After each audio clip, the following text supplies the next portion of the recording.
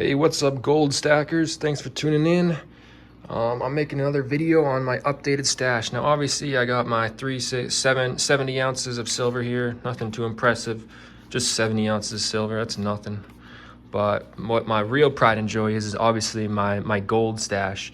Now, I got my 5th Canadian mint gold bar, 1 ounce gold bar, and I think I'm done stacking gold bars. Now, the reason for this is I never realized how awesome 1 ounce Canadian maple gold coins are. First thing, obviously they're easier to stack. You don't really want to take the gold out of the assay cards, as it doesn't lose value, but they're harder to resell if you take the gold out of the assay cards. Another thing is these are much easier to verify as real gold. These are kind of more difficult. This, you can be sure it's real gold. These ones, they are hard to fake, but there is fakes out there that are very good. But yeah, so another cool thing I like about this specific Canadian maple is obviously I'm in Canada, and in Canada, the Canadian maple gold coin is legal tender. So you see how it says $50 here? Technically, you could spend this coin as a $50 coin. Now, in comparison, this is a loonie. I don't know what metal this is made out of, just some cheap metal alloy. It's a loonie, it's worth $1. That's its legal tender value.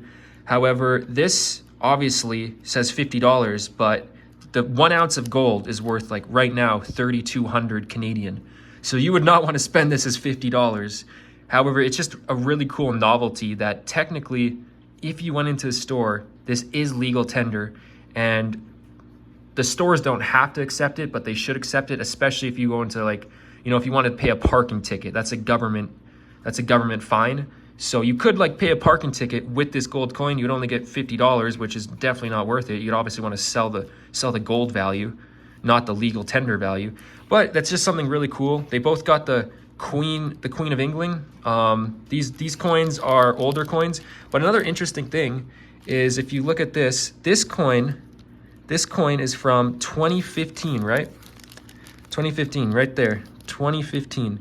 Meanwhile, this coin is from 2018. I don't know, you tell me, which coin do you think looks newer? This is 3 years newer. However, which one looks newer to you? Both very nice coins. Obviously, one looks a lot nicer.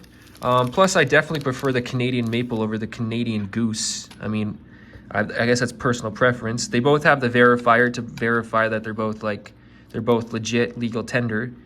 So I know some people don't like that because they think you can be tracked with it. I don't mind it. I think that's pretty cool that it has that.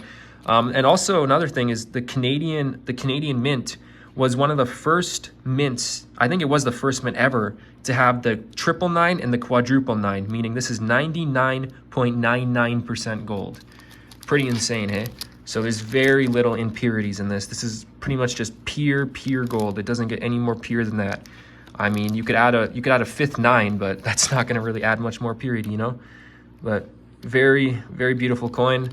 I think I'm done stacking bars now. I mean, I have 5, and I highly prefer the maples over the bars. Much easier to stack. They look nicer.